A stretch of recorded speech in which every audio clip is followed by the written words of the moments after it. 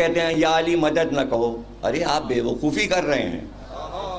یا علی مدد کہنا ہی تو معجزہ ہے.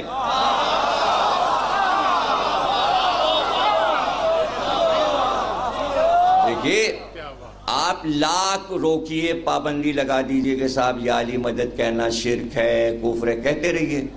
جس کا دل جل رہا ہے، کیا دل جل رہا ہے؟ بھائی اولاد نرینہ نہیں ہے. آپ ہم سے کہیے کہ صاحب یا علی مدد نہ کہیے، اور میں کہوں نہیں میرے سینے میں درد ہو رہا ہے، میں کہوں گا. تو اگر آپ منع کر رہے ہیں یا علی مدد سے تو میرے سینے کا درد دور کر دیجئے، میں نہیں کہوں گا.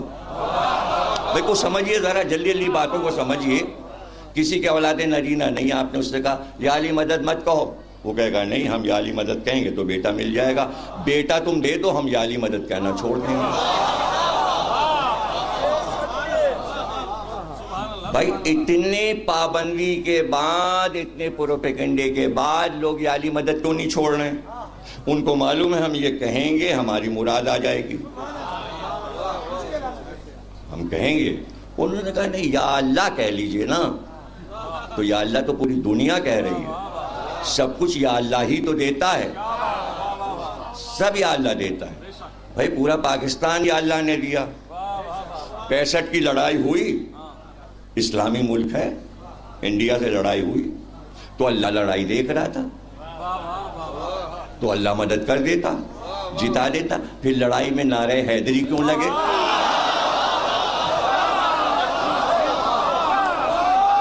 یا اللہ موجود تھا تو یا علی کیوں آیا؟ پتہ چلا اللہ بھی نہیں سنتا بغیر یا علی کے.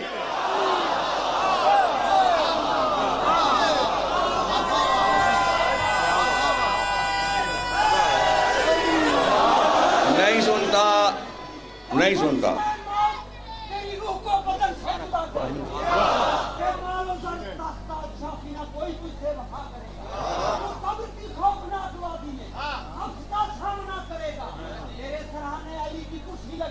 اور تو التجا کرے گا، تو ہے علی کی مدد کا منکر. بتا کہ اس وقت کیا کرے گا؟ علی گزارش کو مان لے، عاقبت بنا، رنگ رنگ ہو جا. گلی گلی میں، نگر نگر میں علی علی کر منائیں.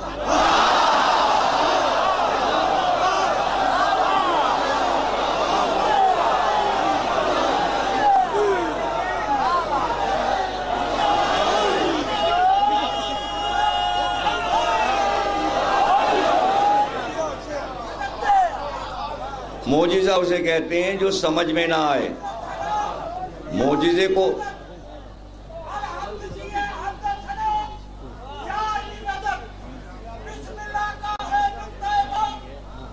نایاب ہو گیا پانی. کیا شاگر دیر میں پانی نہیں ہے؟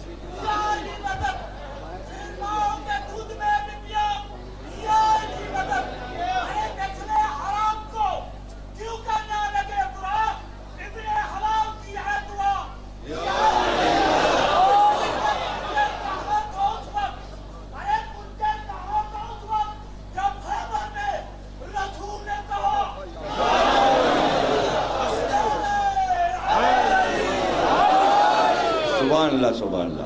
خوب خوب کلام سب کو یاد ہے جناب. اور اگر اس طرح آپ سب پڑھتے رہے ماشاءاللہ تو پھر صبح تک ہم بھی پڑھیں گے. اور جو ذاکرین بلائے ہوئے میسم صاحب نے، پھر میسم صاحب کو جو آئیں وہ تمہیں پریشان نہیں کریں گے کہ بلایا اور ہمیں ٹائم نہیں دیا، پھر کیا ہوگا؟ ہم تو پڑھ سکتے ہیں پوری رات، کوئی مسئلہ ہی نہیں. تو جناب علی معجزے کے معنی ہیں جو عاجز کر دے، جسے لوگ سمجھ نہ سکیں. پھر سے سمجھ لیجئے اس سے، اگر معجزہ سمجھ میں آ گیا تو پھر وہ معجزہ نہیں ہے. معجزے کی تعریف یہ ہے جو سمجھ میں نہ آئے، عقل انسانی میں نہ آئے. علی نے آفتاب پلٹایا، آپ ریسرچ کیجئے کیسے پلٹا، نہیں پتہ لگا سکتے کیسے پلٹا. تبھی تو معجزہ. رسول نے چاند کو 2 ٹکڑے کر دیا، کیسے کر دیا؟ کیسے کا مسئلہ ہی نہیں ہے. اگر آپ نے سمجھ لیا تو پھر وہ معجزہ نہ رہا، اس لیے کہ جو سمجھ لے گا وہ کر کے دکھا دے گا. جادو و معجزے میں فرق یہ ہے کہ جادو سمجھ لیا جاتا ہے کیسے ہوا، اس لیے دوسرا سیکھ لیتا ہے. معجزہ سیکھا نہیں جاتا، اللہ کا عطیہ ہے، جس کو دے وہ سیکھنے والی چیز نہیں ہے کہ ہم بھی سیکھ کے معجزہ دکھائیں گے، یہ نہیں ہو سکتا۔ علی ممبر پر بیٹھے ہوئے مسجد کوفہ میں اور اژدہا آ گیا، علی نے کہا راستہ دے دو، وہ آیا اور ممبر کے پاس اپنے پورے قد کے ساتھ اٹھا اور علی کے کان میں کوئی بات کہی۔ آپ نے کہا بھائی یہ جعفر جن ہے، اس کا باپ مر گیا، یہ مجھ سے بات کرنے آیا ہے۔ تو جدھر سے وہ آیا تھا دروازے سے، اس کا نام جب آپ مسجد کوفہ میں جائیں گے تو اس پہ بڑا بڑا لکھا ہے باب سبان، وہ دروازہ جدھر سے اژدہا آیا۔ اب اس دروازے کا نام ہی یہ۔ تو کچھ دنوں کے بعد، عرصے کے بعد، مولا علی کے بعد ایک صاحب اور آئے اور وہ کہنے لگے کہ بھائی ہم بھی معجزہ دکھائیں گے، اور مجمع جمع ہو، اور انہوں نے اپنے آدمی سے کہا کہ ایک ہاتھی کو سکھاؤ، بتاؤ کہ وہ دروازے سے آئے اور میرے پاس آ کے سونڈ اٹھا کے مجھے سلام کرے۔ تو مجمع لگ گیا اور صاحب ممبر بھی بیٹھ گئے۔ ہاتھی آیا دروازے سے مسجد کوفہ میں، بجائے اس کے کہ وہ سلام کرتا، اس نے اپنی سونڈ سے پورا ممبر لپیٹا اور باہر لے جا کے ممبر سڑک پہ پھینک دیا۔ تو اب اس دروازے کا نام ہے باب الفیل، ایک طرف سے اژدہا آیا، ایک طرف سے ہاتھی آیا۔ دروازے دونوں موجود ہیں مسجد کوفہ میں، ایک کا نام ہے اژدہے والا دروازہ، ایک کا نام ہے ہاتھی والا دروازہ۔ مشہور ہیں دونوں دروازے، لیکن دونوں دروازے الگ الگ بات بتا رہے ہیں۔ ایک دروازہ تولا بتا رہا ہے، ایک تبرہ بتا رہا ہے۔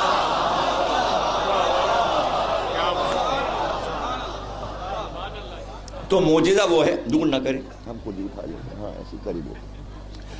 معجزہ وہ ہے جو سمجھ میں نہ آئے، اور وہ صرف پیغمبر یا اولیاء یا ائمہ کو ملتا ہے، ہر ایک کو نہیں مل سکتا، ہر ایک کو نہیں مل سکتا۔ اس لیے اللہ نے یہ پہچان رکھی، جس کے پاس معجزہ ہوگا وہ میرا بنایا ہوا ہوگا،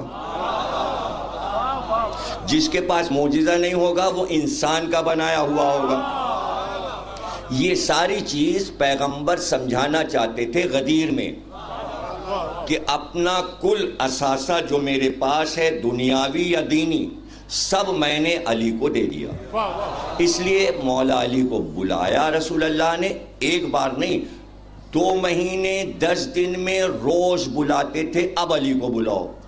جب سب کو بلا چکتے تھے پھر کہتے تھے اب علی کو بلاؤ، اب علی کو بلاؤ۔ علی کہیں دور نہیں چلے گئے ہیں، گھر تو ایک ہی ہے نا۔ علی مصروف ضرور ہیں، جہاں بھی دور ہیں علی کو بلاؤ اب، تاکہ کہتے تھے تو لوگوں کو پتہ چلے کہ پیغمبر کے پاس علی جا رہے ہیں، تاکہ یہ نہ کہہ سکیں کہ کب علی اور پیغمبر میں 2 مہینے 10 دن باتیں ہوئی ہیں۔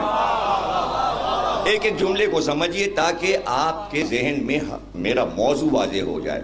بلایا اور بلا کے ایسے کاندھوں کو پکڑا، لیٹے ہوئے نا پیغمبر، کاندھوں کو پکڑا، قریب کیا، اور پھر علی کا سینہ اپنے سینے سے ملا لیا اور اپنی چادر اوپر ڈال لی۔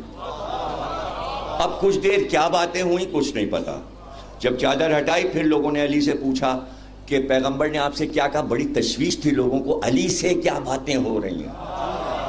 مولا علی نے کہا کچھ نہیں، راز رسالت، رموز رسالت میرے حوالے کیے۔ اب وہ کتنے رموز رسالت تھے کہ روز بلایا جاتا تھا، سینے سے سینہ لگایا جاتا تھا، کیا باتیں ہوتی تھیں؟ ہاں علی یہ کہتے تھے کہ ایک بات بتاتے ہیں، اس کے 1000 دروازے کھلتے چلے جاتے ہیں۔ بھائی علم معجزہ ہے نا، میں شہر علم ہوں، علی اس کا دروازہ ہے۔ تو چارج دیا جا رہا ہے، 2 مہینے 10 دن میں چارج دیا جا رہا ہے، ایک ایک فائل، سارے مسائل، کیا کیا مسائل آئیں گے، کیا کیا مسائل آئیں گے، جتنے مسائل میرے بعد آنے والے ہیں سب کا حل بتا رہا ہوں۔ پھر ایک دن ذرا طبیعت بحال ہوئی، کہا یا علی مجھے لے چلو باغ میں سیر کے لیے، اور کوئی میرے ساتھ نہ جائے۔ یہ سب 2 مہینے 10 دن کی باتیں بتا رہا ہوں، ایک ایک دن ہوئی ہیں۔ مجھے لے چلو باغ میں، علی لے کے چلے، دونوں بھائی ہاتھ پکڑے ہوئے، ایک باغ آیا، اس کو طے کیا، خاموش، کہا اب دوسرے باغ میں چلو، اب تیسرے باغ میں۔ مدینہ دور رہ گیا، چاروں طرف دیکھا آس پاس کوئی نہیں، رسول اللہ نے کہا آس پاس کوئی نہیں، اور پھر ایک بار علی کو زور سے لپٹا لیا، اور لپٹانے کے بعد، سینے سے لپٹانے کے بعد رونا شروع کیا. اتنا روئے، آنسو گرتے رہے اور آواز کے ساتھ روتے رہے. اور اس کے بعد فرمایا علی یہاں اس لیے لایا ہوں کہ وہ باتیں وہاں نہیں کر سکتا تھا، یہاں بتانے یہ لایا ہوں کہ میرے بعد تمہارے اوپر اتنی مصیبتیں پڑیں گی جو میری نظر میں ہیں. یا علی جب تمہارے اوپر مصیبتیں پڑیں گی میرے بعد تم کیا کرو گے؟ کہا یا رسول اللہ صبر کروں گا. یا علی کیا کرو گے؟ کہا میں صبر کروں گا. کہا تو علی یہ ہوگا سب کچھ بتایا جو یہاں بیان کرنے کی ضرورت نہیں ہے، میرے بعد یہ ہوگا. تو اس وقت مولا علی نے سوال کیا یا رسول اللہ اس وقت میں حق پر ہوں گا؟ کہاں تم حق پر ہوگے اور جو مظالم کریں گے وہ باطل پر ہوں گے. یہ دو بھائیوں کی باتیں، آپ سے کیا مطلب؟ ابھی کسی سے کیا مطلب؟ اس میں کسی کا کوئی مطلب ہی نہیں ہے. ابھی میں نے کراچی میں بھی یہ بات کہی کہ پاکستان اور ہندوستان میں جو مسلمان رہتے ہیں یہ نہ مدینے سے آئے ہیں نہ مکے سے. چپ مت بیٹھیں، سوا سادات کے کوئی وہاں سے نہیں آیا، صرف سادات آئے ہیں مکے مدینے سے. سن لو، پورا پاکستان سن لے، پورا ہندوستان سن لے، سارے مسلمان سن لیں. یہ ابھی میں کہہ چکا، کمپیوٹر پہ بھی ٹیلی ویژن پر بھی، سب وہاں سے نہیں آئے مسلمان، صرف سادات آئے ہیں وہاں سے. ان کے شجرے موجود ہیں، پوری امت کے پاس شجرے نہیں ہیں. کوئی بتائے کہاں سے آیا ہے، مدینے کے کس محلے سے آیا ہے، کہاں سے آیا، شجرہ دکھائے. شجرہ کسی کے پاس نہیں. یہ جتنے مزار آپ کے یہاں بنے ہوئے ہیں، یہ مزار کیوں بنے ہوئے ہیں؟ کیا یہاں کے رہنے والے تھے؟ یہ ملتان کے رہے، شاہ شمس یہاں کے رہنے والے تھے، عشاء گردیو یہاں کے رہنے والے تھے. ارے بھائی ان کا شجرہ ہے، یہ وہاں سے آئے ہیں. بھائی سمجھو نا، خاموش کیوں بیٹھو، بات کو سمجھو. یہ کہاں سے آئے ہیں؟ یہ مدینے سے آئے ہیں، یہ مکے سے آئے ہیں، یہ سامرے سے آئے ہیں، یہ کربلا سے آئے ہیں، یہ بغداد سے آئے ہیں. اور جو یہاں رہتے ہیں مسلمان، یہ کہاں سے آئے؟ یہ اکبر بادشاہ نے، شاہ جہاں نے، اورنگزیب نے، خلجی نے، تغلق نے یہاں کے لوگوں کو مسلمان کیا، کلمہ پڑھوایا. ان کی نسلیں ہندوستان میں بھی ہیں، پاکستان میں بھی ہیں. جو یہاں مسلمان ہوئے ان کا کام یہ ہے کہ وہ ان لوگوں سے دین سمجھیں جو عرب سے آئے، اور جو اختلافات وہاں ہوئے وہ سادات جانے جنہوں نے ابھی کلمہ پڑھا ہے 200 سال پہلے. ان کا ان مسائل سے کیا مطلب ہے؟ کیا مطلب ہے بھائی؟ کیا مطلب کیا ہے؟ آپ بات تو سمجھیں، آپ کا کیا تعلق ہے ان ہستیوں سے جو وہاں رہی؟ ہم جانتے ہیں کس سے کیا اختلاف ہوا، ہم جانتے ہیں کیا مسائل وہاں پیدا ہوئے تھے، اس لیے کہ ہم چشمدید گواہ ہیں. ہماری آنکھوں نے دیکھا، ہماری یہ آنکھیں ہماری اولاد کی طرف منتقل ہو جائیں گی. اسی کو کہتے ہیں سینہ بہ سینہ. ہسٹری کے کاغذ پہ جو لکھا ہے وہ سب سچ نہیں ہوتا، سچوں کی جو روایت ہوتی ہے وہاں سے لیا جاتا ہے. اس لیے امام رضا نے نیشاپور میں کہا کہ میں نے سنا اپنے باپ موسی کاظم سے، انہوں نے سنا اپنے باپ جعفر صادق سے، انہوں نے سنا اپنے باپ محمد باقر سے، انہوں نے سنا اپنے باپ زین العابدین سے، انہوں نے سنا اپنے باپ حسین سے، حسین نے اپنے بھائی حسن سے سنا، حسن نے علی سے سنا، علی نے رسول خدا سے، رسول خدا کے پاس جبریل اللہ کا پیغام لائے. لا الہ الا اللہ میرا ایک قلعہ ہے، جو اس میں داخل ہو گیا وہ امن میں رہا. لیکن شرط یہ ہے کہ علی کے بغیر قلعے میں داخل نہیں. اب سچی حدیث کیسے ثابت ہوئی؟ اس لیے کہ معصوم کا ایک سلسلہ ہے، معصوم کا ایک سلسلہ ہے.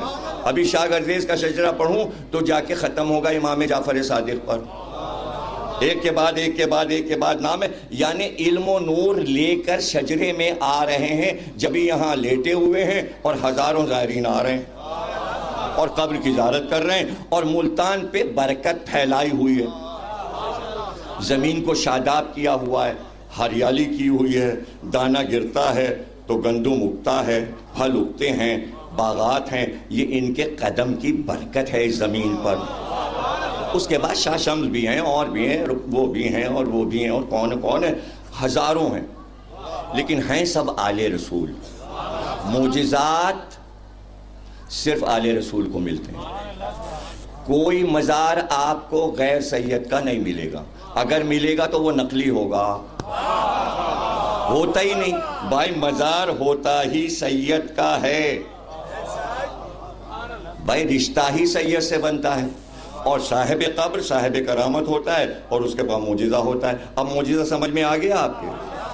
تو کیا کہا علی نے کہ میں صبر کروں گا، میں مصائب پہ صبر کروں گا، میں حق پہ ہوں گا۔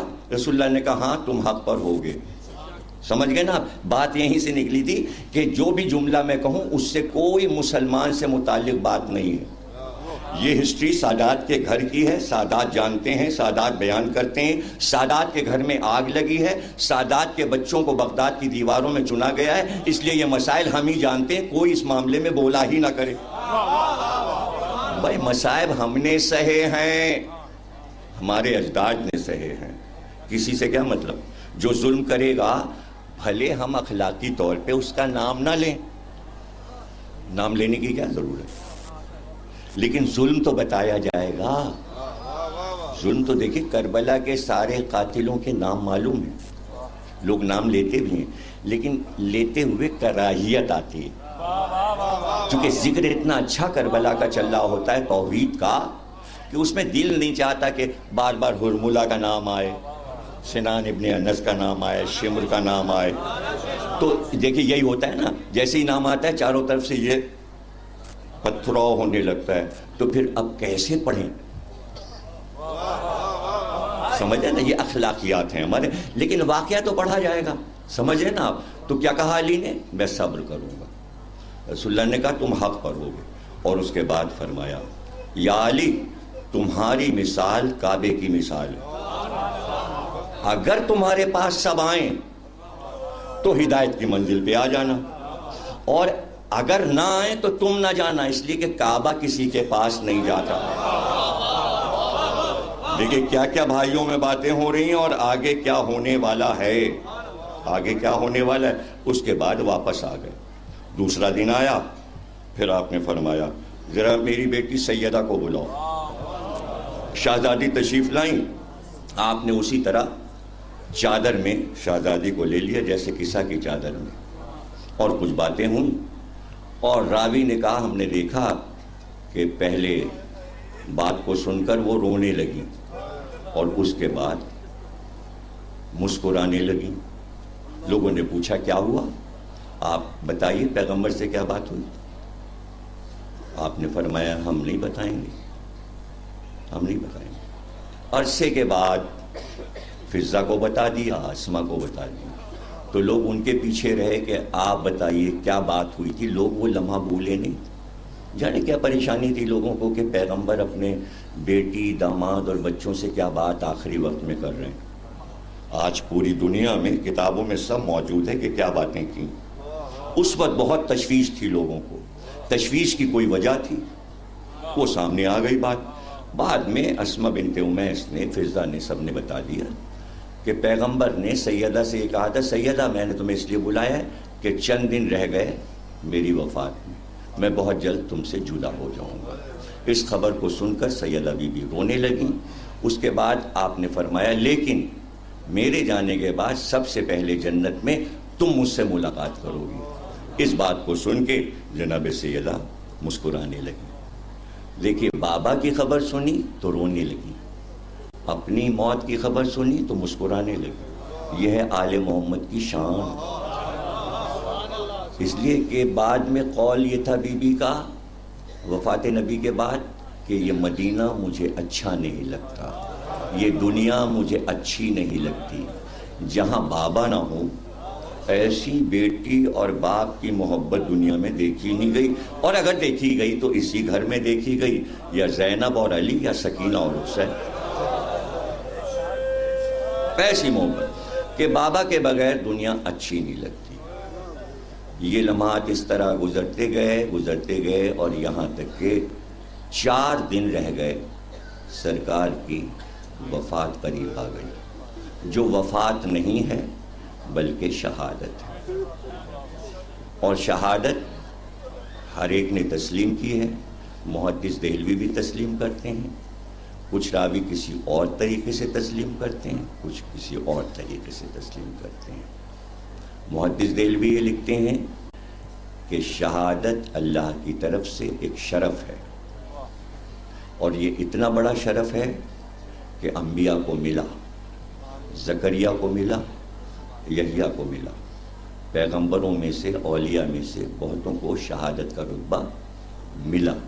لیکن اگر آخری پیغمبر کو شہادت کا رتبہ نہ ملتا تو نبوت میں ایک کمی رہ جاتی کہ سب سے بڑا شرف شہادت پیغمبر کو کیوں نہیں ملا۔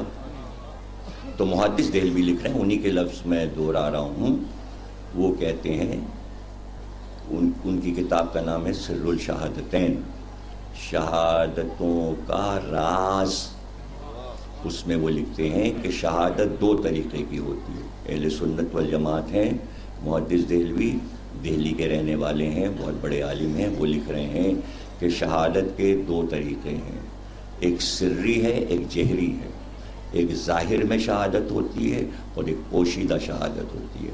ظاہر میں جو شہادت ہوتی ہے وہ تلوار سے ہوتی ہے، خنجر سے ہوتی ہے، جس میں گلا کٹتا ہے، لہو بہتا ہے، اور ایک شہادت پوشیدہ ہوتی ہے جس میں زہر کھلا دیا جاتا ہے، یہ باطنی شہادت ہوتی ہے، یہ چھپی ہوئی شہادت ہوتی ہے۔ یہ دونوں شہادتیں نبی کے دونوں نواسوں کو ملی، پوشیدہ شہادت حسن کو ملی، ظاہری شہادت حسین کو ملی۔ محدث دہلوی نے کہا یہ دونوں شہادتیں حسن اور حسین کی نبی کی شہادتیں، اللہ نے نبی کو دونوں شہادتیں دیں، پوشیدہ شہادت بھی دی اور ظاہری شہادت بھی دی۔ اب آپ جا کے قرآن میں آیت پڑھ لیجئے گا، آیت یہ ہے کہ اے امت والو، اے مسلمانوں، اگر تمہارا نبی اپنی طبعی موت مر جائے یا قتل کیا جائے، آج تک بحث ہے آیت پر کہ اللہ نے یہ کیوں کہا کہ مر جائے یا قتل ہو جائے، دونوں چیزیں کیوں استعمال کی؟ حسین کا قتل نبی کا قتل ہے، حسن کے جگر کے 72 ٹکڑے نبی کے جگر کے 72 ٹکڑے ہیں، یہ تمام محدثین مانتے ہیں۔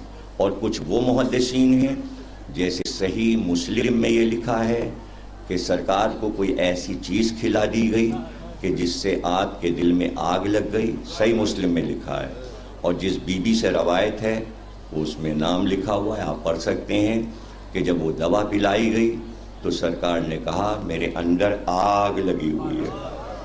تو وہی بی بی فرماتی ہیں کہ آپ بیٹھ گئے اور کہا کہ میرے اوپر پانی ڈالو، تو وہ کہتی ہیں 9 مشکیں بھر کر پیغمبر پہ پانی ڈالا گیا، انتقال سے 4 دن پہلے مشکیں ڈالی گئیں، اس کے باوجود سرکار کہتے تھے میرے سینے میں آگ لگی، میرے سینے میں آگ لگی ہے۔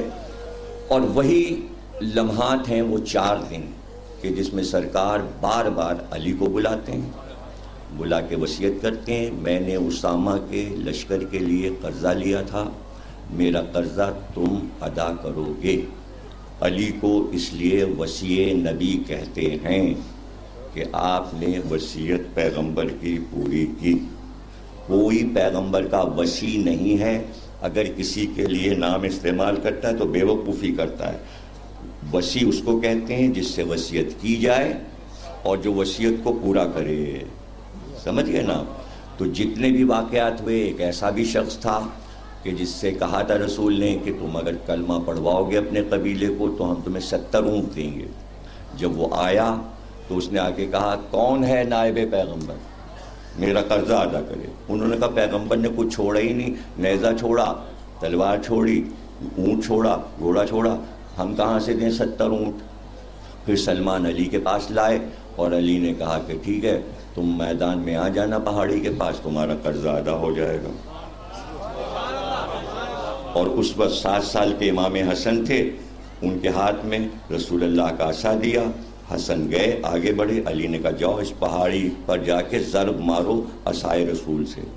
امام حسن نے ضرب ماری، پتھر شگافتہ ہوا، اس میں سے ایک اونٹ نکلا، اس کی مہار تھی. آپ نے کہا جا اس مہار کو کھینچ. اب جو کھینچا مہار تو اونٹ نکلتے آئے, 70 اونٹ نکل آئے. اسی کا کہتے ہیں معجزہ. 1,24,000 کے معجزات علی کو رسول اللہ دے گئے تھے, اس لیے کہ چارج ولایت کا دے گئے تھے. بات سمجھ میں آ رہی ہے؟ سالے کا معجزہ کیا ہے؟ قوم نے کہا پہاڑی سے اونٹنی نکلے اور اس کا بچہ. انہوں نے اشارہ کیا, پہاڑ پھٹا, اونٹنی نکلی, بچہ بھی نکلا. قرآن میں یہ معجزہ ہے. یہ معجزہ سالے کا علی کو دے دیا گیا, وراثت میں ملا نا. معجزہ دکھانا ضروری ہے نا کہ بھائی وراثت ہمارے پاس ہے. اور کہا یہ اونٹ لے جا. تو وصایت یعنی تمام وصیتوں کو علی نے پورا کیا. کہیں سے بھی مال آیا تو لوگوں نے کہا بھائی رسول اللہ نے آخر وقت کہا تھا علی کا ہاتھ عدل کا ہاتھ ہے, تو ایک مٹھی اگر اٹھاتے ہیں تو دوسری بار مٹھی اٹھائیں گے تو کم اور زیادہ نہیں ہوگا. اور یہ شجاعت میں بھی ہے, یہی عدل علی کا شجاعت میں بھی ہے, اور یہ بھی شجاعت بھی معجزہ ہے. تو اب عالم کو بلایا گیا اور پوچھا گیا کہ بھائی یہ مرا کیسے قیس بن مرہ؟ آپ بھول جائیں کہ کہاں کیا چیز چھوٹ گئی, میں تھوڑی بھولتا ہوں. بعد میں کہیں گے آپ یہ رہ گیا اور وہ رہ گیا اور یہ رہ گیا. کچھ نہیں رہ گیا, پوری تقریر کر کے جا رہا ہوں. عالم آئے, انہوں نے کہا دیکھو ترازو لاؤ اور اس میں تولو, اگر یہ دونوں حصے برابر ہیں تو پھر اس کو علی نے مارا ہے. اس لیے کہ علی 3 طرح کے وار کرتے تھے. ایک طول کا وار, یہ تینوں وار صرف علی کے لیے تھے, کوئی اور نہیں سیکھ پایا. اگر سیکھا تو حسین نے, حسن نے, عباس نے, محمد حنفی, علی اکبر نے, قاسم نے, جو پوتے ہیں علی کے. سر سے چلا وار, یہ طول کا وار ہے جو زمین تک جائے, برابر 2 ٹکڑے کرے اور راہوار کو بھی کاٹے. مرہب کو اس طرح مارا, سر سے تلوار چلی ذوالفقار, سر کو کاٹا, خود کو کاٹا, گردن کو کاٹا, سینہ کو کاٹا, جسم کو کاٹا, اور گھوڑے کو 2 حصے کاٹا اور پھر زمین تک پہنچ گئی. یہ ہے طول کا وار. اور عرض کا وار یہ ہے کہ ادھر سے تلوار چلے سیدھے ہاتھ سے یا الٹے ہاتھ سے, اور 20 سے آدھا ہو جائے. جب جمل میں آئے تو آ کے دیکھا 15,000 ایک کھڑے, 15,001, 15,001. ایسے کر کے علی نے دیکھا. مالک اشتر نے کہا لشکر کو دیکھ رہے ہیں؟ کہا لشکروں سے علی کو کیا خوف. تو مالک اشتر نے کہا اچھا یا علی مجھے اجازت دیجئے پہلا وار میں. کہا نہیں مالک, پہلا وار میرا خدا کے لیے, اور اب تم دیکھو میرا پہلا وار. اس لیے کہ مالک اشتر ابھی تو یمن سے آئے تھے, انہوں نے علی کو لڑتے تھوڑی دیکھا تھا. مالک اشتر نہ بدر میں تھے, نہ احد میں تھے, نہ خندق میں تھے, نہ خیبر میں تھے, وہ اب تو آئے ہیں. تو علی نے کہا پہلے دیکھو تو کہ علی کا وار کیا ہے. اور کہتے ہیں کہ ایسے آمد ہوئی علی کی کہ ایک طرف حسن ایک طرف حسین. پھر حضرت مسلم, عبداللہ ابن جعفر, عبداللہ ابن عباس, سارے ہاشمی شہزادے. تو مورخ نے لکھا ہے ایسا لگتا تھا ستاروں میں آفتاب آ رہا.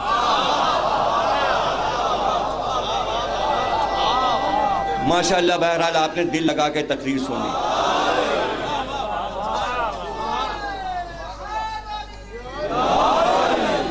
دیکھیے یہ 2 رشتے ہوتے ہیں ذاکر اور سامعین کے. اگر ذاکر نے اچھی تقریر کر دی تو مجمع کہتا ہے بھائی خوش کر کے گئے, یہ تو ایک رشتہ ہو گیا.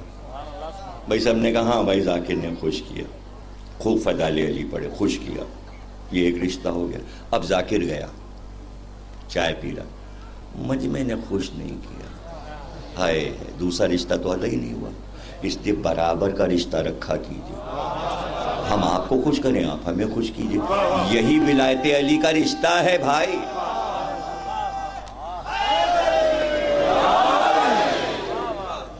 تو ماشاءاللہ آپ نے بہت اچھی طرح تقریر سنی, دل خوش ہوا, دل خوش ہوا. 2-4 چیزیں رہ گئی ہیں, اس کو میں واضح کر دوں, اس کے بعد آپ کے لیے پھر میں دعا کروں گا. میں صاحب پڑھ کے توجہ رکھیے گا کہ عالم نے یہ کہا کہ 2 حصے برابر. یہ کہاں سے کہا؟ صفین میں اچانک مولا علی نے حضرت عباس کو چہرے پہ نقاب ڈال کے بھیج دیا تھا, اور علی کے انداز سے حضرت عباس لڑے. تو آپس میں الجھ گئے سارے لوگ کہ بھائی یہ علی ہیں. تو دیکھیں فیصلہ اس پر کیا فوج کے سردار نے، مخالف فوج کے سردار نے، کہ جتنے بھی قتل کیے ہیں اس آنے والے نے انہیں تول لو، اگر دونوں حصے برابر ہیں تو وہ علی ہیں. یعنی عرب میں یہ بات مشہور ہو گئی تھی کہ علی کا جو عرض کا وار ہوتا ہے وہ برابر برابر ہوتا ہے، طول کا وار ہوتا ہے تو دونوں حصے برابر وزن میں ہوتے ہیں، کم زیادہ نہیں ہوتا. اسی پہ تو جہاز اڑ رہا ہے، دونوں پروں کا وزن کیا جاتا ہے. اگر ایک کم ہو زیادہ ہو جائے تو جہاز جھک جائے گا، جھکے گا تو ایک طرف کو گر جائے گا. سمجھ رہے ہیں نا آپ؟ تو یہ تو بھائی مادی سائنس میں وزن برابر کیا جاتا ہے. علی کی شجاعت تو روحانی تھی، یہ تو معجزہ تھا. تو اب ظاہر ہے کہ تولا گیا تو ظاہر ہے قیس بن مرہ کو پتہ چلا علی نے مارا تھا. تو جب زیارت کیجیے گا تو جہاں سے انگلیاں نکلیں اس جگہ کو بھی بوسہ دیجیے گا کہ مولا کی انگلیاں مثل ذوالفقار، کوئی ہتھیار نہیں استعمال کیا. یعنی بتایا ذوالفقار، کوئی ہتھیار نہیں استعمال کیا. یعنی بتایا کہ بھئی خیبر کا در ان انگلیوں سے اکھاڑا تھا تو قیس بن مرہ کیا ہے. تو کہنے کا مطلب یہ کہ علی کے بعد بھی معجزات باقی ہیں، اور آج بھی اگر ذات علی کو کوئی پہچاننا چاہے تو پہچان سکتا ہے. تیسرا وار علی کا سیفی کا وار تھا، وہ ترچھا کرتے تھے، اس میں بھی وزن برابر رہتا تھا. یعنی ہنسلی کی ہڈی سے تلوار چلتی تھی اور ترچھا کاٹتی تھی، اس میں بھی وزن برابر رہتا تھا. تو یہ تینوں وار علی کے وار تھے. اب آپ بتائیے کہ جو اتنا شجاع ہو، اتنے وار جس کے مشہور ہوں، جس کی شجاعت مشہور ہو، جو ساری زندگی پیغمبر کے ساتھ لڑتا ہو، بڑے بڑے لشکر ہوں، تو وہ لشکروں سے کیا گھبرائے گا؟ تو مالک اشتر سے کہا لشکر میرے لیے کچھ نہیں ہے، میں تو یہ دیکھ رہا ہوں کہ کیا چیز ایسی ہے کہ جو اسلام میں بت پرستی قائم کر دے گی. ابھی تو علی کی نظر دیکھ سکتی ہے نا، اس لیے کہ علی کی نگاہیں معجزہ ہیں. اور پھر مالک اشتر کہتے ہیں کہ 63 سال کی عمر میں میں نے ایک جوان کی طرح علی کو دیکھا کہ گھوڑے کو اپنے بڑھایا، تلوار کو وار کو آگے کیا اور ایک طرف سے چلے، اور ایسے چلے کہ تلوار یوں جا رہی ہے جیسے درختوں کو تلوار کاٹتی جا رہی ہے، اور 30,000 سروں کو یوں کاٹا، اور اسی تیزی سے جو واپس آئے تو تلوار کو نیچے کیا تو گھوڑے اور آدمی کے پیروں کو کاٹے. یہ ہے شجاعت. وہ آدمی کہ جو ساری زندگی لڑتا ہو، 25 سال چپ بیٹھا رہا. مشکل کام ہے نا بھائی، 25 سال. تو وعدہ تھا پیغمبر سے، اب وہ ہم واپس وہاں جا رہے ہیں. کیا پہلے کیا کہا تھا؟ اگر آپ کو یاد آ جائے کیا چیز کہی تھی، یاد دلائی. نہ وہ بہت پہلے ایک چیز کیا تھی جو ہم آخر میں بیان کریں گے، سب بھول گئے. اسی پہ تو تقریر تھی. پیچھے والوں کو کچھ کو کسی کو یاد آیا ہے؟ ادھر سے آواز آ رہی ہے. وہ ایک وعدہ ہے پیغمبر سے. وہ وعدہ پڑھ کے اور پھر ہم مسائل پہ آتے ہیں. آپ غور کر لیجئے کہ 2 مہینے 10 دن جو وعدہ ہوا ہے، علی نے اس کو 30 سال نبھایا ہے. اور وہ وعدہ کیا ہے؟ اس وعدے کے لیے ہم آپ کو قرآن کا ایک واقعہ سناتے ہیں، وہ سن لیجئے. آپ اگر تفصیل سے سنا ہوگا تو دیر ہو جائے گی، مختصر کر کے سنائے دیتا ہوں. ایک دن اللہ نے حضرت موسیٰ سے کہا توریت پر آؤ، وہ پہاڑ پہ آؤ، تمہیں توریت دیں گے، وہاں توریت ملے گی تمہیں. حضرت موسیٰ گئے اور کہا کہ بھائی میں 1 مہینے کے لیے جا رہا ہوں، 30 دن کے لیے، اور تمہارے لیے توریت لے کر آؤں گا، کتاب اللہ کی. موسیٰ چلے گئے. جب وہاں پہنچ گئے تو اللہ نے کہا کہ بھائی 1 مہینہ تو ہو گیا لیکن 10 دن اور رکو، پھر ہم تمہیں توریت دیں گے. موسیٰ نے کہا ہم 30 دن کا وعدہ کر کے آئے ہیں، اے اللہ تو 10 دن اور بڑھا رہا ہے، وعدہ تو 30 دن کا. کہا اسی میں تو ہم تمہاری قوم کی امت کی آزمائش کرنا چاہتے ہیں. اب اللہ کے جملوں پہ غور کیجئے گا. مہلت دی گئی ہے 1 مہینے کی، 10 دن اور بڑھائے گئے ہیں. پتہ چلا دین میں، قرآن میں اللہ کے یہاں 10 ہی دن قیمتی ہوتے ہیں، اور 10 دن میں قوم کی آزمائش ہوتی ہے. جب تک قیامت تک عاشور آتا رہے گا، عشرہ قوم کی آزمائش ہوتی رہے گی. اب 10 دن بڑھ گئے جناب. یہاں کیا ہوا؟ سامری جو جادوگر تھا اس نے قوم سے کہا موسیٰ نہیں آئیں گے. اب وعدہ کر کے گئے تھے، وہ مر گئے وہیں پہاڑ پہ کہیں مر گئے، دفن ہو گئے. اے قوم موسیٰ نہیں آئیں گے. قوم نے کہا کیا کریں نہیں آئیں گے؟ کہا تو پھر آؤ ہم تمہارے لیے ایک اللہ بنا دیں. یہ قرآن کا ایک ایک لفظ ہے، یہ اللہ کا ایک ایک لفظ ہے جو آپ کو سنا رہا ہوں. اس نے کہا بھائی، قوم نے کہا اللہ کیسے بناؤ گے؟ پتہ چلا قوم کو اللہ چاہیے تھا اپنا. بھائی بات آپ سمجھ لیجیے خدا کے لیے، تاکہ میں ایسے اشارے میں کچھ سمجھا دوں آپ کو. ایک اللہ رسول اللہ نے دیا تھا، قوم چاہتی تھی ایک اللہ ہم بنائیں. آج جھگڑا یہی ہے کہ ایک اللہ پیغمبر کا ہے، ایک اللہ امت کا بنایا ہوا ہے. 2 اللہوں میں جھگڑا چل رہا ہے. اب نہیں سمجھا کوئی تو نہیں سمجھا بھائی، ہم نہیں جانتے، ہم نہیں جانتے.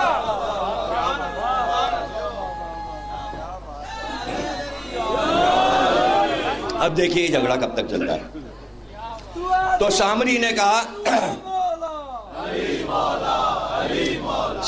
کہا کہ ہم بناتے ہیں. ایک سیکنڈ سر، ایسا بہت کم ٹائم ہے، وقت بہت کم ہے. سامری نے کہا جتنا سونا تم نے لوٹا تھا فرعونیوں سے، محلوں سے، وہ لاؤ. وہ سب سارا سونا لے آئے اور سامری نے اس کا ایک بچھڑا بنایا، سونے کا بچھڑا. اس کو بیچ میں تخت پہ رکھ دیا، چبوترے پر، اونچے پر، اور کہا دیکھو جب یہ بولے تم سب سجدے میں گر جانا. آئیڈیا لیا آدم کے پتلے سے اور کہا یہی تمہارا خدا ہوگا، تم سجدے میں گر جانا. اس کے پاس ایک مٹی تھی. وہ مٹی کیا تھی؟ جب آ رہے تھے موسیٰ اور فرعون پیچھا کر رہا تھا تو سامری سب سے پیچھے چل رہا تھا. اس نے دیکھا ایک سوار گھوڑے پہ، سفید گھوڑے پہ بیٹھا ہے، بہت نورانی چہرہ، سبز لباس میں. جب وہ آگے بڑھتا ہے تو اس کے گھوڑے کے سم سے ایک نور پھوٹتا ہے. وہ سمجھ گیا اس کے پاس معجزہ ہے، یہ کوئی خاص آدمی ہے. تو جہاں جہاں سم گھوڑے کے پڑ رہے تھے وہاں کی مٹی اٹھا کے تھیلی میں رکھ لی. اب وقت ضرورت کام آئی. جب بچڑا بن گیا تو اس کے پیٹ میں وہ مٹی ڈال دی. وہ جیسے ہی وہ مٹی ڈالی بچڑے نے منہ کھولا، بھیں. یہ بھی قرآن کا لفظ ہے.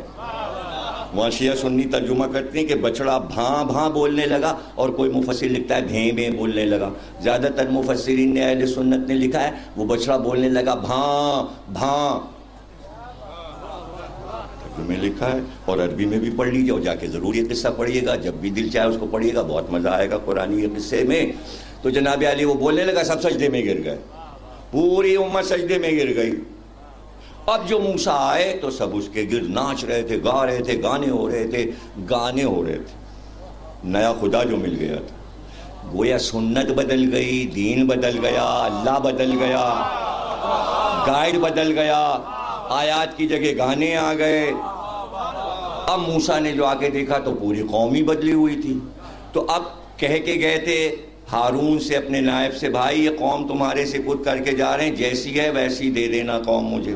اب جو آئے تو آ کے گریبان پکڑا ہارون کا موسیٰ نے اور کہا تیرے سپرد قوم کر کے گیا تھا، یہ قوم تو مشرک ہو گئی. تیرے سپرد قوم کیا تھا، یہ پوری قوم تو مشرک ہو گئی. قرآنی قصہ ہے نا، میں کچھ اور نہیں کہوں گا، قرآن کا قصہ ہے. بھائی نے بھائی سے پوچھا یہ قوم مشرک کیوں ہو گئی؟ تیرے حوالے کر کے گیا تھا. تو ہارون رونے لگے. کہا بھائی میرے ماں جائے، میرا گریبان نہ پکڑو، مجھ کو نہ مارو، مجھے کچھ نہ کہو، کیا کروں؟ آپ کی قوم نے مجھے اتنا کمزور کر دیا کہ عنقریب مجھے قتل کر دیتی. تو آپ کو اپنے بھائی کے قتل کی خبر سنی جاتی تو آپ کے اوپر کیا گزرتی؟ میں نے اپنے آپ کو قتل ہونے سے بچایا. میں کیا کرتا؟ مجھے اتنا کمزور کر دیا کہ میں مقابلہ ان سے کر ہی نہیں سکتا تھا، اس لیے میں خاموش ہو کے بیٹھ گیا. موسیٰ نے گریبان چھوڑ دیا، پھر ہارون کو کچھ نہیں کہا. سن لیا قصہ. یہ وعدہ 2 مہینے 10 دن رسول نے علی سے ابھی بابا کر لیجئے گا، اگر دل چاہے نہ کریے، پوری بات سن لیجئے گا. میں آپ کو سمجھانا چاہ رہا ہوں. رسول اللہ نے علی سے یہ وعدہ کیا، یا علی یہ پوری امت میں تمہارے حوالے کر کے جا رہا ہوں، محشر میں یہ پوری امت میں تم سے لوں گا، یہ امت مشرک نہ ہونے پائے. ختم ہو گئی بات. سب سے بڑا وعدہ 2 بھائیوں میں 2 مہینے 10 دن یہ ہوا. اب علی محشر میں آئیں گے تو کہیں گے یہ آپ کی امت ہے، یہ آپ کی امت ہے، چاہے جنت میں لے جائیے یا جہنم میں، لیکن میں نے انہیں بت پرستی نہیں کرنے دی، میں نے انہیں کعبے سے رخ موڑنے نہیں دیا، میں نے انہیں نمازیں پڑھنے دیں، ورنہ یہ مندر میں گھنٹے بجاتے جا کے، یہ چرچ میں جانے لگتے، یہ یہودیوں کے ساتھ چلے جاتے. میں نے انہیں ایک جگہ رکھا. رسول اللہ پوچھیں گے یا علی تم نے کیسے ان کو ایک جگہ رکھا، کیسے کیا تم نے؟ کہا یا رسول اللہ یہ جو ظلم میرے اوپر کرتے گئے میں سہتا گیا، یہ اپنے کام کرتے گئے، یہ انتظار میں تھے کہ میں تلوار نکالوں ان کو ماروں تاکہ یہ دنیا سے کہیں علی ظالم ہے، ہمیں مار رہا ہے، خلافت چھیننا چاہتا ہے، حکومت چھیننا. ہم نے مڑ کے ہی نہیں دیکھا. ارے کچھ سمجھے کہ نہیں؟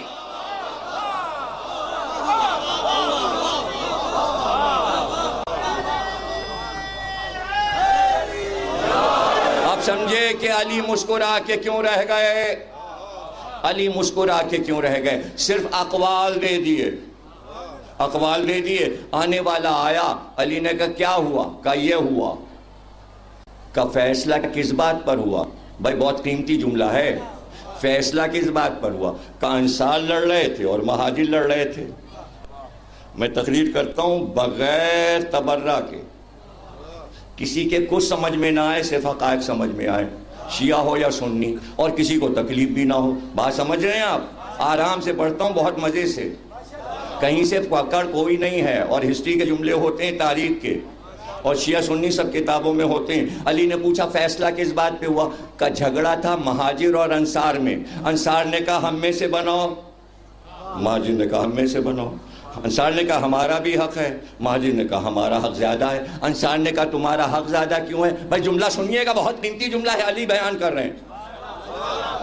مہاجر نے کہا اے انصار چونکہ ہم رسول کے رشتہ دار ہیں، ہم رسول کے شجرے میں آتے ہیں، اس لیے ہم کو حق زیادہ ہے. اب شجرہ سمجھ میں آیا؟ انصار نے تسلیم کر لیا کہ مہاجر رسول کے شجرے میں ہیں، خلافت اور حکومت کا فیصلہ شجرے پہ ہوتا ہے. بھائی تاریخ پڑھ کے دیکھ لو. تو علی نے کہا واہ واہ واہ، شجرہ یاد رہا، شجر کو بھول گئے.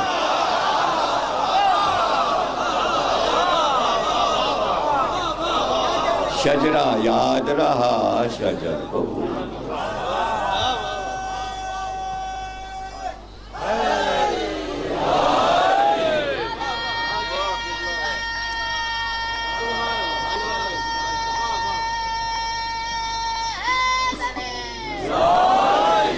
اب شجر کیا ہے؟ شجر کیا ہے؟ شجرہ بنتا ہے شجر سے. کتاب میں دیکھیے ایک درخت بنتا ہے، تنا، اس میں پتے بنتے ہیں، پھر نیچے بزرگ کا نام لکھا ہوتا ہے، اس کا بیٹا، اس کا بیٹا، اس کا بیٹا، پتے بڑھتے جاتے ہیں، اولاد بڑھتی جاتی ہے. اسے کہتے ہیں شجرہ. جب وہ پورا بن جاتا ہے اسے انگلش میں کیا کہتے ہیں؟ Family tree. کمپیوٹر کھولیے، ہر مشہور شخصیت کا فیملی ٹری، ملکہ وکٹوریہ فیملی ٹری فوراً سامنے آ جائے گا. درخت بناؤ، پتے. اسی طرح سادات کے شجرے سب کے کمپیوٹر پہ دیکھ لیجئے، کسی بھی سید کا شجرہ آپ کو مل جائے گا. شجر اصل ہے، شجرہ شجر سے بنتا ہے. علی نے کہا تم شجرے میں آتے ہو، میں شجر ہوں. اب شجر بنایا کب؟ ہاں مامون بن ہلالی ایک گورنر ہے، ایک تو مامون رشید ہے، اس کے علاوہ ایک زمانے میں وہ گورنر تھا مدینے کا، مامون ہلالی گورنر تھا. امام محمد باقر صلوات اللہ وسلم خدمت میں آیا اور اس نے کہا مولا ایک سوال بہت دن سے دل میں تھا، وہ آپ سے کرنا ہے۔ کہا پوچھ۔ کہ یہ بتائیے فتح مکہ کے روز رسول اللہ نے علی کو اپنے کاندھے پہ کیوں چڑھایا؟ آپ نے فرمایا رسول اللہ دنیا کو یہ بتانا چاہتے تھے کہ طاہر کے دوش پر طاہر قدم رکھ سکتا ہے۔ اس نے کہا ضدنی بیانہ اور بیان کیجئے، کچھ اور بیان ہو جائے۔ جب معصوم فضائل علی سنائے تو کچھ اور ہی مزہ ہوتا ہے۔ معصوم جب فضائل علی سنا، اس نے کہا ضدنی بیانہ۔ آپ نے فرمایا کہ دیکھو کاندھے پر اس لیے چڑھایا تھا کہ جیسے شمع جلتی ہے تو شمع نیچے ہوتی ہے، لو اوپر ہوتی ہے، روشنی لو سے پھوٹتی ہے۔ رسول شمع بنے تھے، علی کو لو بنایا کہ زمانے میں روشنی میرے دین کی علی سے پھیلے گی۔ اس نے کہا ضدنی بیانہ، کچھ اور بیان ہو جائے۔ آپ نے فرمایا رسول نے اپنے کاندھے پر علی کو اس لیے چڑھایا تھا فتح مکہ کے روز کے بتانا چاہتے تھے میری نسل علی سے چلے گی۔ اس نے کہا ضدنی بیانہ، کچھ اور بیان ہو جائے۔ آپ نے فرمایا کہ رسول اللہ نے شجرہ بنایا تھا، شجرہ بنایا تھا، علی کو اپنے دوش پر رکھ کر دین کا درخت بنایا تھا۔ اب سمجھ گیا کہ شجر کیا ہے اور شجرہ کیا ہے۔ تو اس نے کہا ضدنی بیانہ۔ آپ نے فرمایا اس کے آگے اگر کچھ کہوں گا تو باہر جا کے تو بہک جائے گا، باہر جا کے تو بہک جائے گا۔ اور وہ راز معراج ہے، وہ راز معراج ہے کہ معراج میں کوئی ہاتھ دوش رسول پہ آیا، جہاں شب معراج کسی کا ہاتھ تھا فتح مکہ کے روز وہاں علی کے پیر تھے۔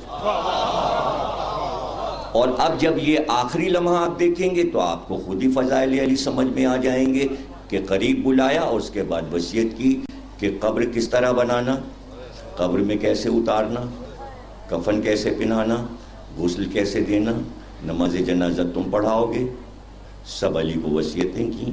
اور اس کے بعد وہ لمحہ آیا کہ صرف علی تھے، علی کے دوش پر محمد کا سر تھا، اور جس وقت روح پرواز کرنے والی ہے اس وقت سر کو اٹھا کر علی نے اپنے سینے پہ رکھ لیا اور نیچے ہاتھ لگایا اور اوپر ہاتھ لگایا اور ایسا لگا کہ ایک امانت کو سینے سے لگا لیا۔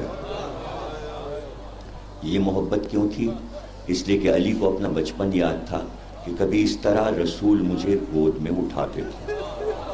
آج میری ذمہ داری ہے کہ میں رسول کو اٹھاؤں گا۔ سب جا چکے، کتاب میں پڑھ لیجئے، اگر اتنا بڑا نبی واقعی فیصلہ ہو جاتا تو لاکھوں کا مجمع جنازے میں ہوتا، سب روتے، لیکن مورخ نے لکھا کہ صرف ایک بی بی کے رونے کی صدا بار بار آتی، تم سلامت رہو، تم زندہ رہو، اللہ تمہارے گھروں کو آباد رکھے۔ ایک بی بی کی آواز آتی تھی، صبح آواز، شام کو آواز، ہائے بابا، ہائے بابا۔ جنازہ علی نے اپنے ہاتھ پہ اٹھایا، قبر میں اترے، کہتے ہیں کہ لاش کو رکھ کر کافی دیر سینے پہ منہ رکھ کے علی کو بہت روئے۔ بھائی نے بھائی کو قبر میں رکھا اور پھر جو علی اٹھے تو ایسا لگا کہ یہیں پر آفتاب رسالت چھپا ہے اور آفتاب امامت طلوع ہو رہا ہے۔ اور پھر علی نے قبر بنائی، قبر بنا کے مٹی کو ڈال کر پھر اپنے سینے کو قبر سے لگا دیا، جیسے کوئی اپنے ماں سے لپٹ جائے۔ ایسے علی قبر سے لپٹ گئے، بہت دیر تک روئے۔ بچے تڑپ رہے تھے، حسن اور حسین نانا کو پکار رہے تھے، ماں سے لپٹے ہوئے تھے، سیدہ بی بی کے رونے کی صدائیں بلند تھیں۔ اس طرح آنسوؤں کی چھاؤں میں دنیا کا آخری پیغمبر دفن ہو گیا، قبر بن گئی، لیکن سوگ ختم نہیں ہوا۔ امت نے شوق ختم کر دیا، اپنی خوشیوں میں سب لگ گئے، حکومت میں لگ گئے، لیکن سیدہ بی بی جب تک زندہ رہی پھر مسکرائیں نہیں، کسی نے مسکراتے نہیں دیکھا۔ اور جب علی آتے تھے گھر میں تو فوراً کہتی تھیں ابو الحسن بابا کا لباس مجھے دکھاؤ۔ صندوق کھولا جاتا تھا، علی عبا نکالتے، امامہ نکالتے، بی بی اسے چومتیں، ابا کو اٹھا کے اپنے چہرے پہ ڈال لیتی اور پھر ایک بار زور سے پکارتی بابا، اور بے ہوش ہو جاتی۔ صبح ہوتی سلام کرنے کے لیے کبھی سلمان دروازے پہ آ گئے، کبھی عمار آ گئے، اور جب بھی آئے سلام کیا تو جواب دے کر اتنا پوچھتی تھی سلمان بابا کو مٹی کے نیچے کیسے چھپا دیا تھا؟ سلمان کیسے مٹی کے نیچے میرے بابا کو چھپا دیا؟ یہاں تک کہ علی باہر نکلے تو علی کو ایک پیغام ملا کہ سیدہ سے کہیے کہ یا رات کو رویا کریں یا دن کو رویا کریں۔ آج 28 صفر ہے، رسول اللہ کا جنازہ آج ہی علی نے اٹھایا تھا، آج ہی قبر بنی ہے، امام حسن کی شہادت کل میں پڑھ چکا۔ یہ دونوں یوم غم 27 اور 28 اسی لیے کہلاتے ہیں کہ یہ نانا نواسے دونوں کا ماتم ہے، بہت بڑا ماتم ہے، بہت بڑا غم ہے۔ اس میں کوئی شک نہیں کہ عاشور سے بڑا غم تو نہیں ہے جس میں رسول کا پورا گھر لٹ گیا، لیکن یہ بھی بہت بڑا غم ہے، بہت بڑا غم ہے یہ رسول اللہ کا اور امام حسن کا ماتم 27 اور 28۔ رات کو روئیں یا دن میں روئیں؟ اندر گئے کہ سیدہ تیری قوم یہ کہہ رہی کہ سیدہ کے رونے سے ہمارے کاروبار دنیا پہ فرق پڑتا ہے، یا رات کو رویا کریں یا دن کو رویا کریں۔ ایک ہی جواب دیا کہ ابو الحسن اس قوم سے جا کے کہہ دیجئے تم میں اب سیدہ چند دن کی مہمان، اب ہم زیادہ دن نہیں رہیں گے، یہ کہہ دیجئے۔ لیکن واہر رحمت العالمین کی بیٹی صبح کو اٹھیں، روتی جاتی تھیں، موزے اٹھائے، پیر میں موزے پہنے، روتی جاتی تھیں، قصابہ اٹھایا، عبا اٹھائی، برقع اٹھایا، برقع اوڑھا، روتی جاتی تھیں۔ جب برقع اوڑھ چکیں، چادر اوڑھ چکیں، نقاب ڈال چکیں، روتی جاتی تھیں۔ اس کے بعد آگے بڑھ کر حسن کو بلایا، حسین کو بلایا، زینب اور ام کلثوم کو گود میں لیا، دونوں بچوں سے کہا میرے ساتھ چلو۔ چلچلاتی دھوپ، دوپہر کا وقت، بہت تیز دھوپ، چاروں بچوں کو لے کے سیدہ گھر سے نکل گئیں اکیلے، اور چلتی گئیں پورا جنت البقیع، ایک قبر آئی، دوسری قبر آئی، پورا قبرستان، اور جہاں پہ قبرستان ختم ہوا مدینے سے بہت دور جلتی زمین پہ بیٹھ گئیں، بچوں کو سامنے بٹھا لیا اور آواز دی صبت علیہ مصائب لو انہا صبت علی الایام سرنا لایالیا۔ بابا آپ کے بعد زہرا پہ اتنی مصیبتیں پڑی کہ اگر دنوں پر پڑتی تو راتوں میں تبدیل ہو جاتے۔ جزاک اللہ، آپ کی آوازیں بلند ہو گئیں، آپ تعزیت رسول کر رہے ہیں، کیا کہنا آپ کے ایمان کا، آپ کی محبتوں کا۔ ایک بار مولا علی کو پتہ چلا کہ سیدہ دھوپ میں بیٹھ کر رو رہی ہیں، بچے بھی پاس ہیں۔ ایک بار گئے علی اور جا کر کھجور کی شاخوں کو کاٹا، کھجور کے تنے کو کاٹا، سیدہ وہیں بیٹھی روتی رہیں، علی اپنے کام میں مصروف رہے۔ چار کونوں پر لکڑی کے کھمبے بنائے، پتوں سے ایک چھت ڈالی، چاروں طرف دیوار بنائی، ایک طرف دروازہ بنایا کہ سیدہ ہم نے تمہارے لیے یہ گھر بنا دیا ہے، مجھ سے نہیں دیکھا جاتا کہ اس طرح تم دھوپ میں بیٹھ کر اپنے بابا کو رو۔ میں رونے سے منع نہیں کروں گا، تمہارا دل دکھا ہوا ہے، تم رو، ماتم کرو، بابا کو پکارو، لیکن اس سائے میں بیٹھا کرو تاکہ تم بھی بیٹھو اور بچے بھی بیٹھیں۔ آج بھی وہ جگہ اس طرح تو نہیں ہے بنی ہوئی، لیکن نشان ہے، اسے کہتے ہیں بیت الحزن، وہ مقام، وہ گھر جہاں زہرا بیٹھ کر روتی تھی، اپنے بابا کو روتی تھیں، اور چند دن نہیں گزرے تھے کہ گھر جل رہا تھا، شعلے اٹھ رہے تھے، اور بی بی پکار رہی تھی فضا میرا محسن مارا گیا. بس 2 جملے مجھے کہنے ہیں، مصائب ہو گئے، بس 2 جملے مجھے کہنے ہیں. میرا محسن مارا گیا. علی نے جنت البقیع میں محسن کی قبر بنائی. یہ پہلا شہید ہے بعد وفات نبی امت کا، جناب محسن شہید.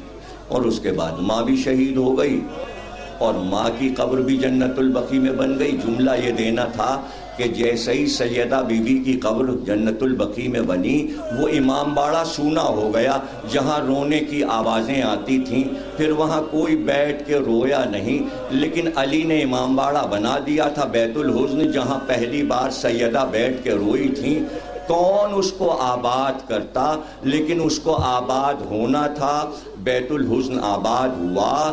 بشیر نے آ کے پکارا، مدینے میں حسین مارے گئے. راوی کہتا ہے ایک بچہ چھوٹا سا ایک بی بی کی انگلی پکڑے ہوئے. اس بی بی نے آگے بڑھ کر کہا کہ حسین مارے گئے تو میرا عباس کیا بھاگ گیا تھا؟ اس نے کہا نہیں بی بی سنو تو، اس نے تو قربانی دی، اس کے شانے کٹے، وہ فرات کے کنارے مارا گیا. لیکن بی بی تم کون ہو؟ کہا عباس میرا بیٹا ہے، لیکن ابھی وہ میرا بیٹا نہیں جب تک کہ یہ پتہ نہ چل جائے کہ اس نے حسین کی خدمت کیا کی. بشیر نے کہا تمہارے 4 بیٹے حسین کی نصرت میں قتل ہو گئے.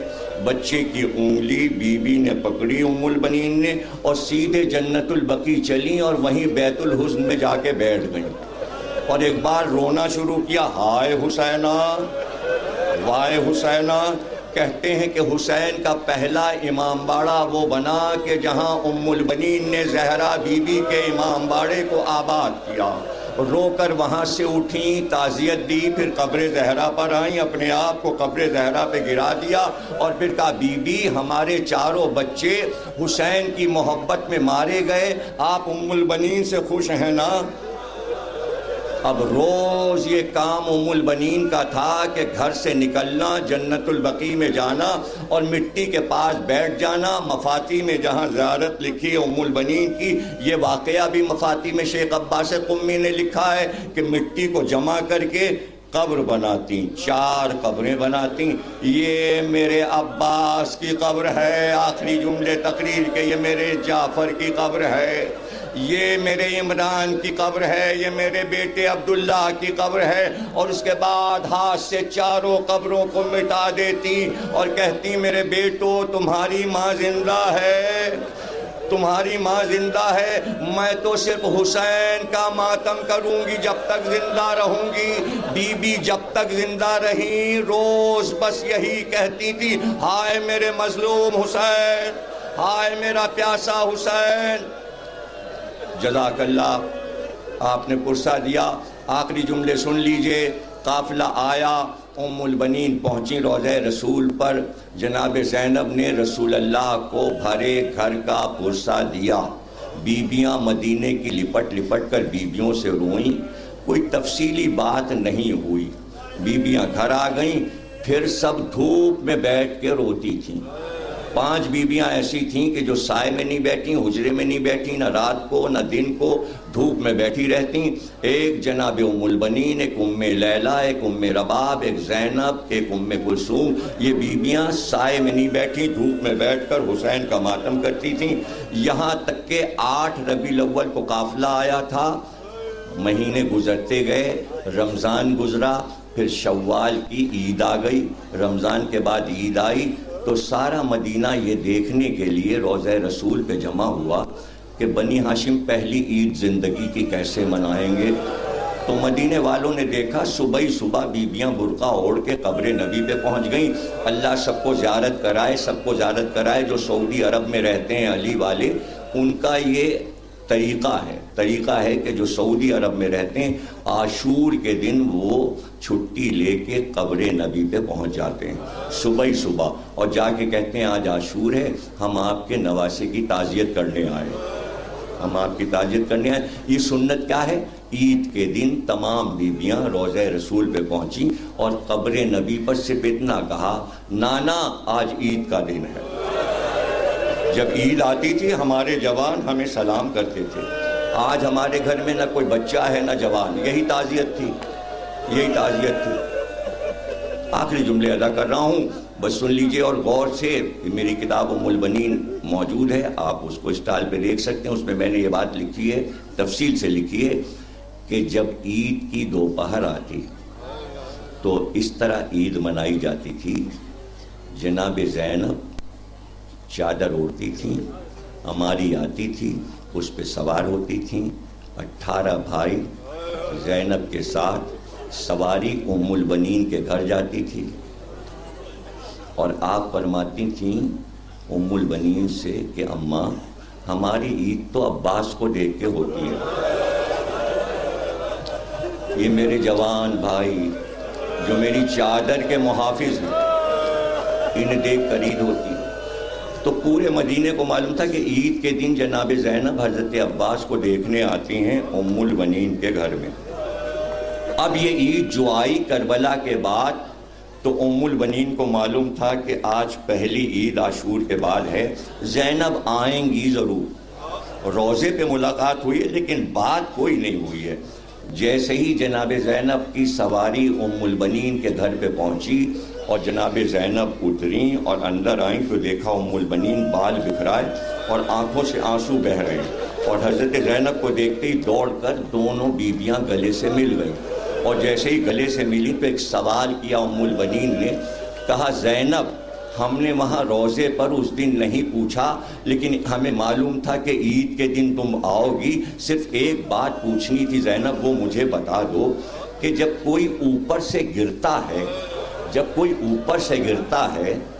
تو وہ اپنے ہاتھوں کو زمین پر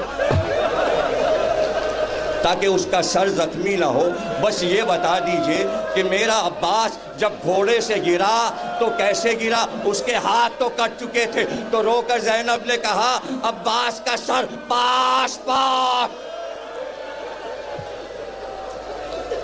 اللہ تمہیں سلامت رکھے.